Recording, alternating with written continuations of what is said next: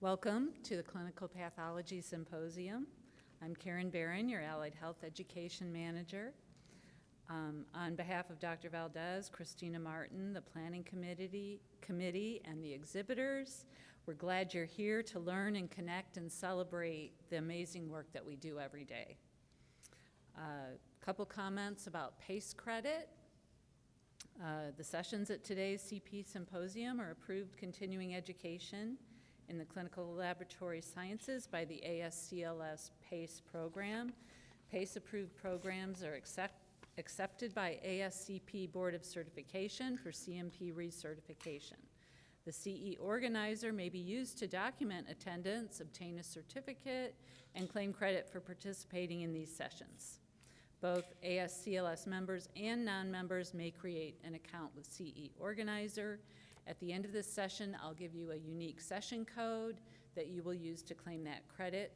The deadline to claim credit in CE Organizer is May 9th. Credit for today's sessions are also granted in the UMich Cornerstone Learning system, so make sure that you have checked in at the front desk. Now I'd like to introduce Dr. Laura Lamps. She's the Assistant Chair for Faculty and Staff Development and the Godfrey Dorr Stobbe Professor of Gastrointestinal Pathology.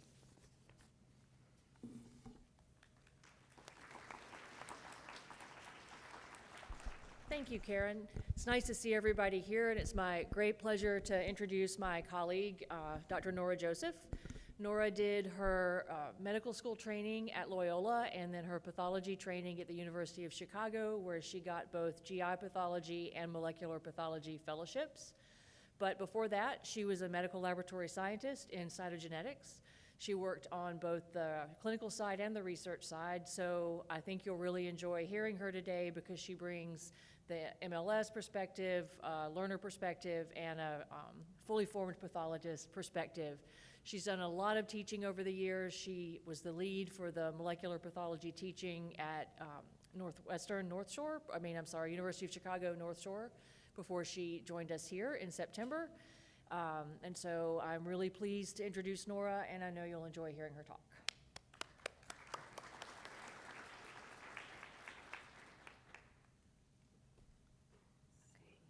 Thank you, Laura. That was a very kind introduction. Okay. And then is there? So you can just go like this. Great. And then you'll be seeing the other ones. Perfect. Thank you so much. Well, I'm very excited to talk to you guys today. Hopefully, can you hear me okay? I have a soft voice. Hopefully, I've covered like a good depth and breadth because I know you guys have all come from different areas. If anyone has any questions along the way, feel free to raise your hand. You can interrupt me at any time. So today I was asked to give a talk about next generation sequencing.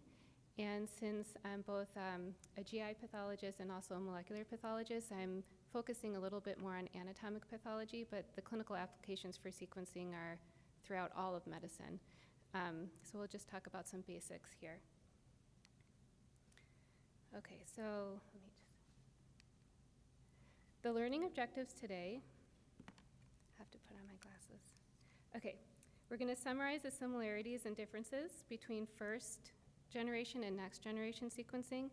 And because there's been so many advances in sequencing, next generation sequencing is more called second generation because there's third and fourth, and I'm sure there's gonna be more coming up. We're going to talk about different clinical applications for next generation sequencing or second generation and describe advantages and disadvantages of multiplex nucleic acid testing. Okay, so what I alluded to before, there are applications throughout medicine. I think predominantly microbiology and molecular genetic pathology are where we're doing most sequencing on nucleic acid. It can be DNA, RNA, really anything. And we go back to PCR basics. So when you're talking about DNA or RNA and wanting to know the exact sequence of them, there are sequencing techniques where we don't start with PCR, but the majority of the time we are. So just as a review, for PCR, we start with knowing the sequence of what we're trying to interrogate. And oftentimes, they can be short pieces or long pieces. And then we put in a mixture of a bunch of different things. We have polymerase along with our DNA. We have our nucleotides. And then we have series of amplifications cycles where you denature the DNA, then you have an annealing step, and then extension, and then exponential amplification of those small pieces of DNA that you can then interrogate multiple different ways. Okay, before we start with PCR, we need to have a starting material. So in anatomic pathology, we are oftentimes looking at, we can get tissue in a variety of different ways. So patients have biopsies, they go through a paraffin embedding process, which we can see here in the block. So this is some tissue that's sitting in a block. You can also get material from a fine needle aspiration, so it's not a piece of tissue, it can be liquid or small pieces of tissue. But somehow we have to get that in a way that we can extract the DNA or RNA. So here we're looking at something that's very common in anatomic pathology. We have the biopsy or a resection specimen, most oftentimes a tumor that we're looking at.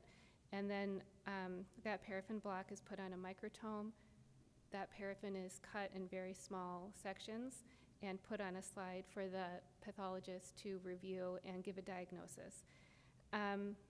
We can also take pictures of that slide on our camera, or we can do our analysis when we're looking for assessing the tumor, if that tumor is adequate for whatever assay we're going to use.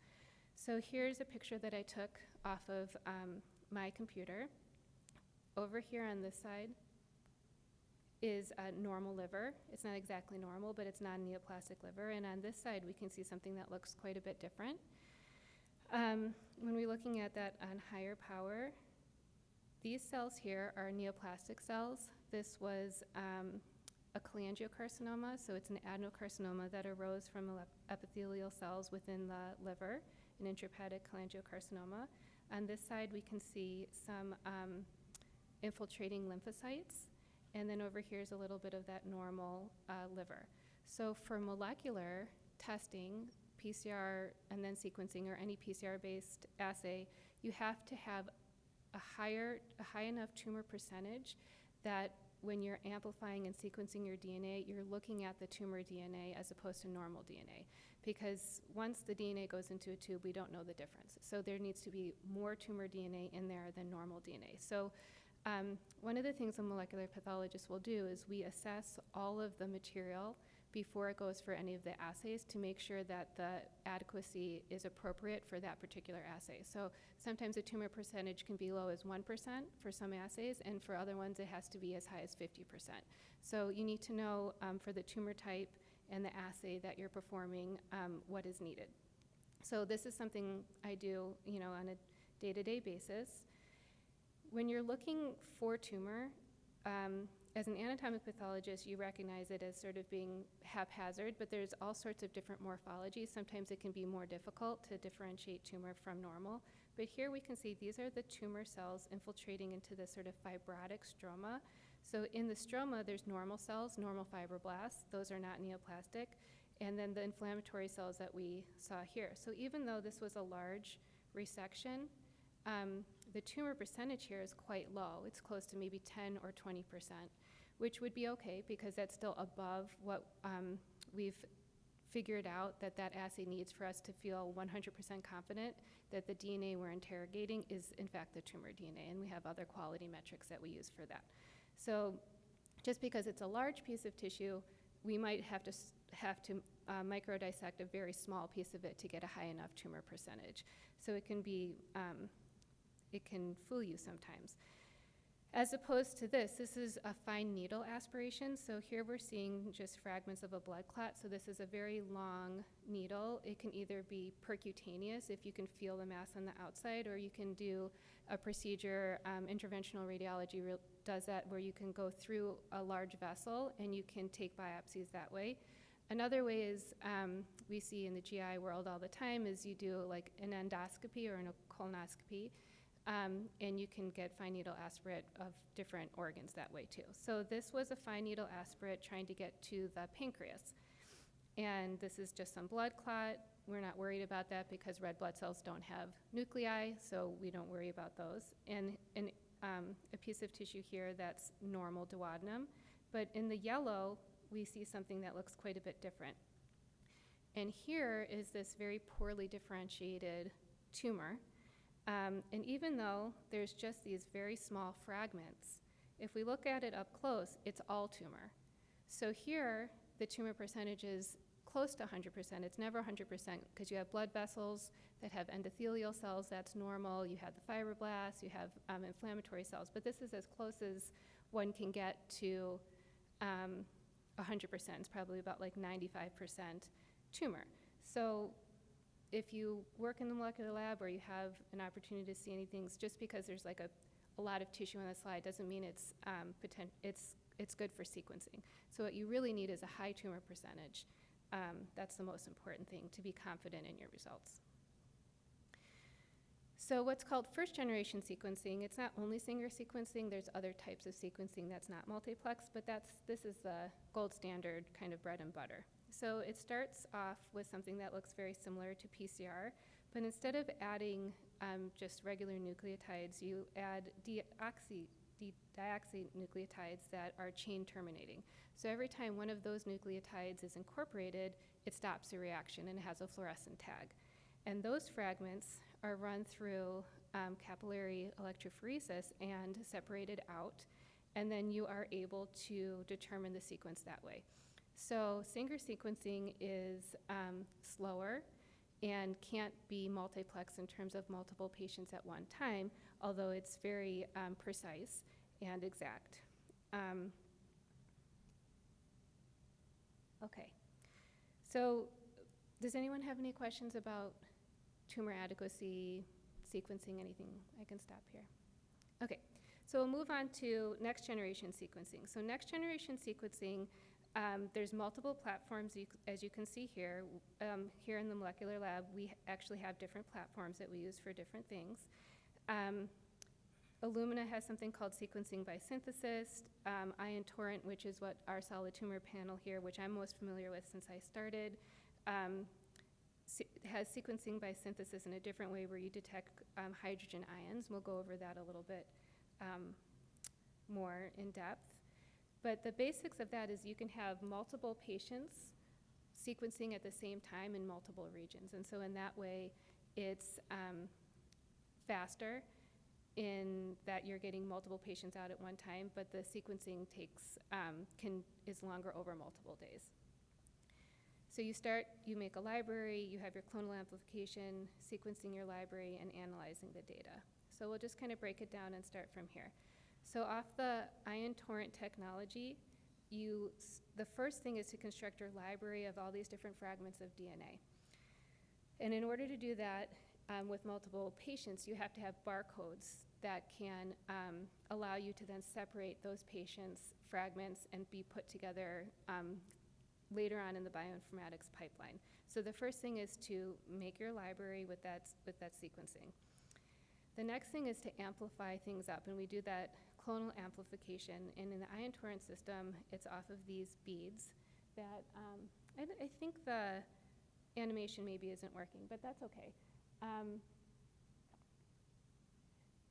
So the amplification occurs on these beads, and then they go into the wells, and then you have multiple fragments of all different patients' DNA, and that creates your library. So then you have to sequence a library. And sequencing by Ion Torrent is performed, it's sort of like the smallest pH meter. So every time a nucleotide is a correct match, a hydrogen ion is released, and then that's detected as a little blip or a fluorescent label that is captured by a camera and then eventually constructed into a signal. And those signals go into different types of files and eventually become out as a sequence for us to review. So once you have all of that, all those different signals that are then converted into different nucleotides, you have your fragments that have been sequencing, and then you have to line it up to reference. So the human genome has been sequenced for a while. We're learning that there's much more for us to understand about that sequence. But for DNA, for the most part, of what we're looking for clinical molecular, you then are lining up all your different sequences and matching it to reference for any mistakes or abnormalities. So some of those differences from sequence may not have any consequence. We call those polymorphisms, but benign polymorphisms, but some are mutations, and they have consequence for the patient. So these, the bioinformatics is different for every assay, but essentially you have calls that need to be interpreted into a nucleotide and then into a sequence. And then once that happens, then it's our job to decide whether or not it is deleterious to the patient or not. So here I'm showing you something from the molecular lab that for this patient, it's a colon cancer. This patient has a very well-known just polymorphism, and we know that because we've looked it up several times. And they also have a mutation in a gene called KRAS. And we'll look into that a little bit more carefully. So this is publicly available. It's called IGV, and this is a way for you to look up different mutations. You upload your BAM and BAI files, and then you're able to compare it to normal. So down here is a reference sequence of what this region of KRAS normally should be. And here, the software is letting us know that there's a change. And in this case, there's a change from a G to a T. This tells you which direction the sequence is going.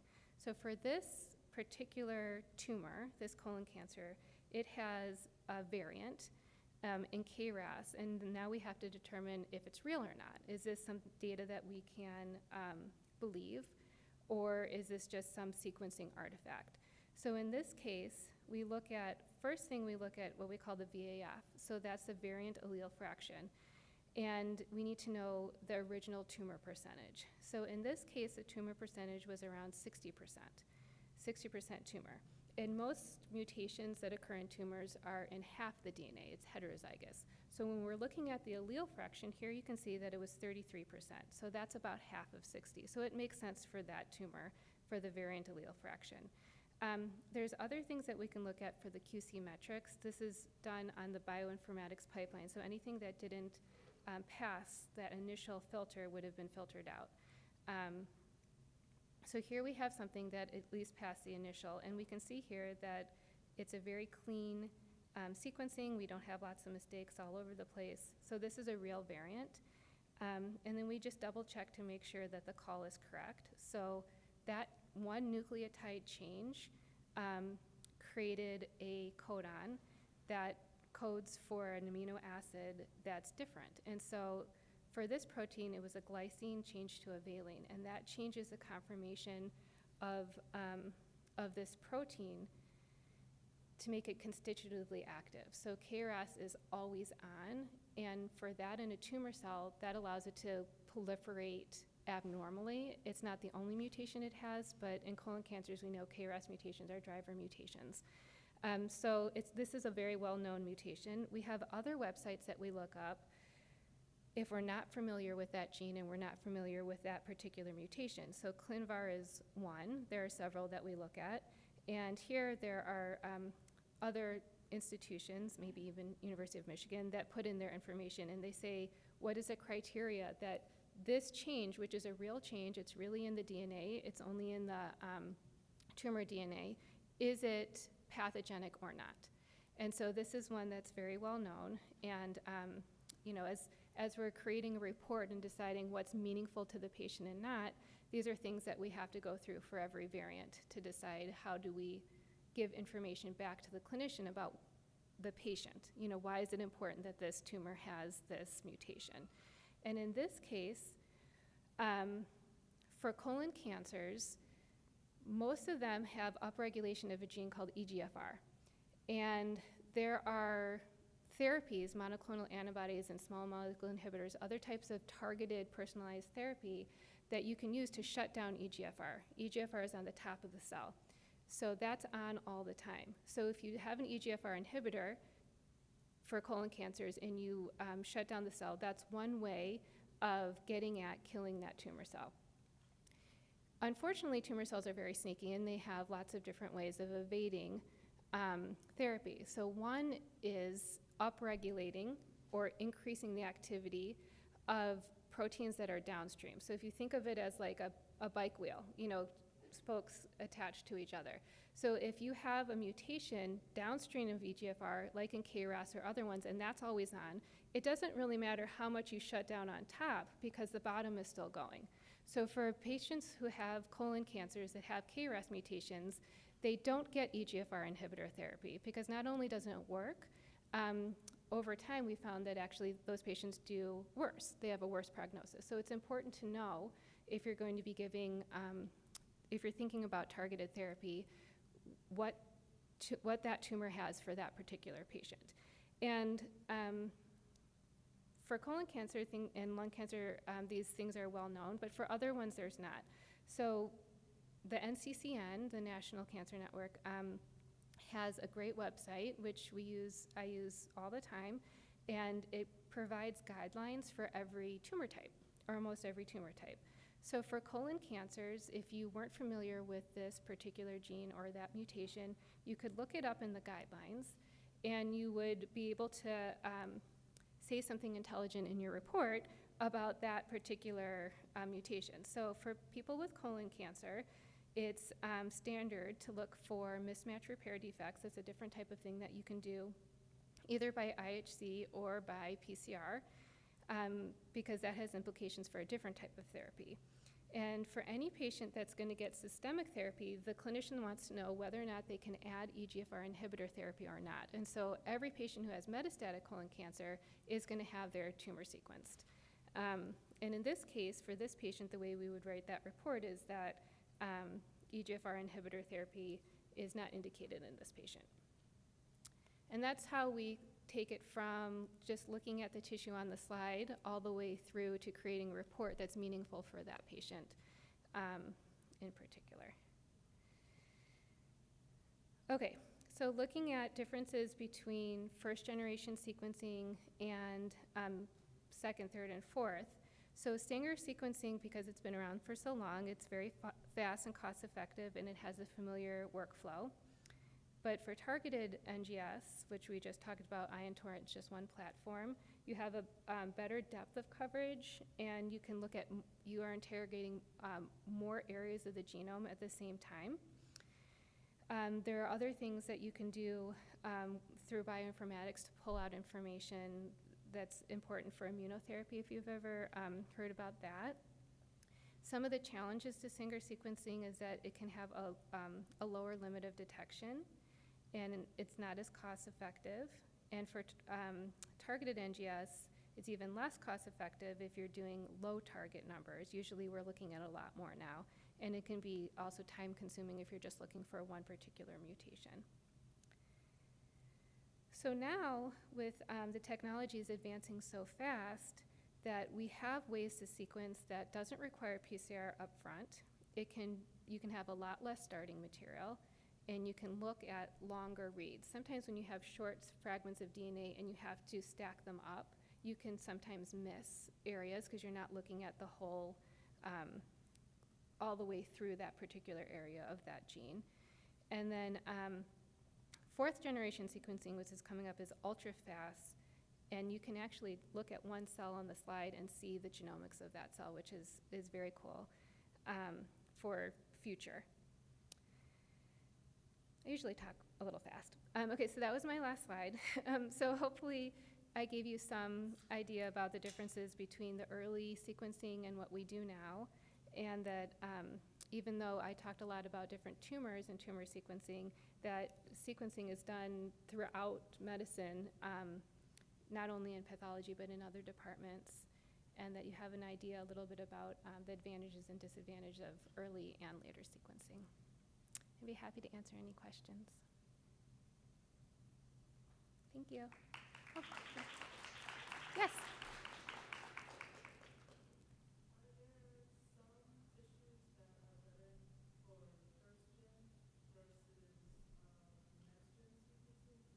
Yeah, that's a really good question. So most of the problems with tumor sequencing comes from the fact that it's fixed in formalin. So I think whatever issues you have with formalin would probably be carried through any like PCR-based testing.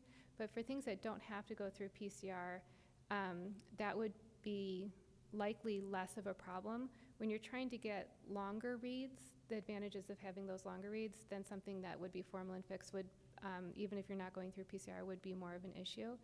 We take, because some of the assays that we use have very little input, we can scrape like as little as 200 cells off of a slide. And if that's been fixed like with alcohol or something other than formalin, we get very good quality DNA. So any sequencing assay, if it's off of DNA or RNA, it really depends on the quality of it. So anything that doesn't go through formalin is going to have a better quality. And we were just talking in the molecular lab of trying to extract DNA that's gone into these like very acidic solutions that bone usually goes through there so that you can cut it better. That's very difficult, if not impossible, to PCR up. So nowadays, since most tumors at least need some sequencing, looking at different ways to have better quality DNA and a higher percentage of tumor DNA. But that's a very good question.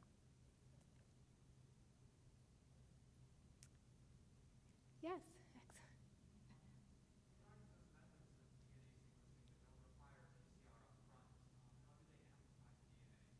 Oh my gosh, yeah, that's, it actually doesn't really go through an amplification step. It's complicated, and there's different companies that have come up with different technologies. We can talk about that. I have some really good papers, and I sort of like half understand it, you know.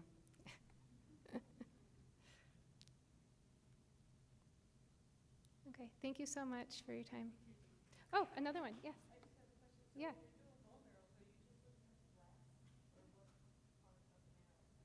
So sometimes, so for things that go for hematopoietic malignancies that are going for sequencing, most of the time, I think the best quality sample is something that doesn't, ever touch any type of fixative. So in that case, it really depends on what the abnormality is. So for like a leukemia, usually the sample that we would use is something that has a very high blast count, because we wouldn't be able to really look at it and assess it. There are some things that you can do, like if that sample is being used, you can take the material from flow, and then you would have a much better idea of like what the percentage of your neoplastic cell population would be. Most of the time there is so much tumor in there that you don't worry about that. But for the like bone marrow engraftment studies, and you're really just looking for very minimal residual disease, that's not sequencing, that's mostly PCR. And depending on what you're looking at, you can block the normal. There's like different types of assays that you can increase your chance of just looking at the neoplastic population.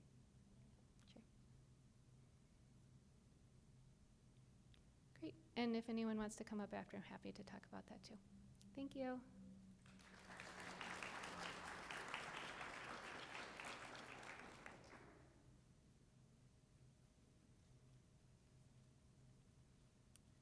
Okay, thank you, Dr. Joseph. Our session code for this session is 6352. 6352. Okay, well, thank you for attending the Clinical Pathology Symposium. If you haven't had a chance yet to check out the exhibits, please stop at the exhibits on your way out. And we'll also be sending a survey around, so we would look forward to hearing from you about things you liked or didn't like about the symposium and any ideas for next year. Thank you very much.